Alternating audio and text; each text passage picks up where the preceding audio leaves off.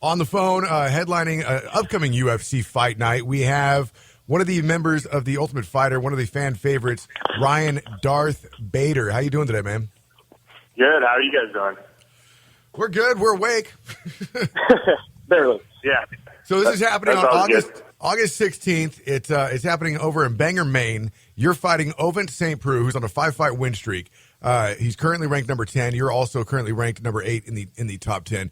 How are you feeling going into this fight? I feel good. I feel confident. Main event, 5 rounds. I fought the who's who of MMA. Fought former champions, the whole deal. He hasn't. He hasn't really fought anybody. He hasn't fought anybody in the top 10, let alone maybe in the top 15. So I look to welcome him to that next level, and I just feel I'm a little bit better in all aspects of MMA, and I look to push the pace on him and get the win.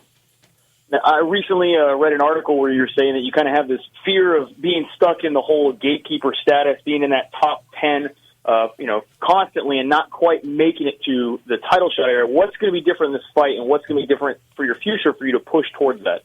Yeah, I did that interview before last fight with Fejao Cavalcante. I was just saying I have to beat these guys if I want to go where, I think I can go. I have to beat these guys in the upper top 10. And, in the past, I've lost to the guys, the top 3, title contention guys.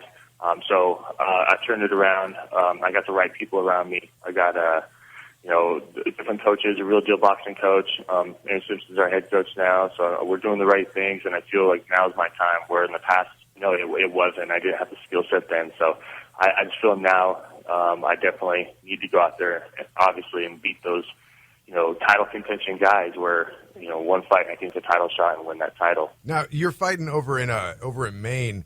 Any chance Tim Sylvia is going to be in your corner?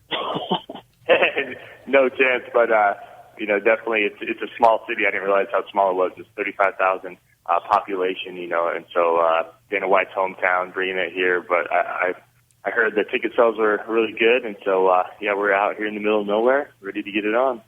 Would you even think about giving Tim Sylvia like one of your comp passes just to hook him up? I don't know about that. I think he really wants to get back. If he wanted one, I'd give him one. I would just love to be outside just to see if Tim Sylvia is standing outside hoping to buy a scalp ticket. No kidding, right? Just in the will call. I swear Dana said they were in my name. I swear. Yeah. He said I'm good. I should have 3 tickets. Oh, poor Sylvia. So the last time we talked to you, you were telling us about you had a fight down it was a long time ago. You had a fight down in Mexico where you had a guy with some hair. Can you give us any stories like that you remember besides the guy with the hair? I mean, that was a great story, man. Yeah, the guy with the hair actually was my first fight. That one wasn't in Mexico. That was on an Indian reservation in Arizona. And we fought at 205, and he was, we weighed in, and, I was all pumped. I'm like, I'm going to fight now, blah, blah. But then your nerves start hitting you when you actually have to, it becomes real. And so we weigh in, and my dude weighs like 184, and we're fighting at 205. I cut weight, and I'm 206, and so I'm like, okay, I feel pretty confident. And then the next day, we're hitting mitts in the back. He has this long sleeve rash guard to cover up all his tattoos. And then he had a long ponytail, and he was out hitting mitts all hard, all crazy. And so we went and watched, and he's hitting mitts again, and the ponytail came over, whipped him in his eye. He went down like screaming on the ground. And so we got a lot of confidence from that. So we walked in and beat him up pretty bad. But the fight in Mexico is myself, CB Galloway, and Cain Velasquez. We're all fighting on this card. We go to Nogales, and then we have to walk about a mile into Mexico across the border. And we get into this arena. Wait, you had to walk? It was a bullfighting ring. You had to walk in? Yeah, we had to walk in because they bust us to the border, and then we just walked into for like a mile, and somebody else picked us up. And so we get there, and we're warming up in the bull stalls in the back, and it's just like puddles of water, dirt floor, all that kind of stuff. There's like a plywood ramp that goes to this 3-roped ring, so people would just fall out of the ring all the time. I'm pretty sure it was lead paint on the canvas, and it was. Why wouldn't it be? Yeah, exactly. And so I go out there, and I slam my guy, and the ground is so hard, it knocks him out and breaks his collarbone right there. And then And CB beats this guy.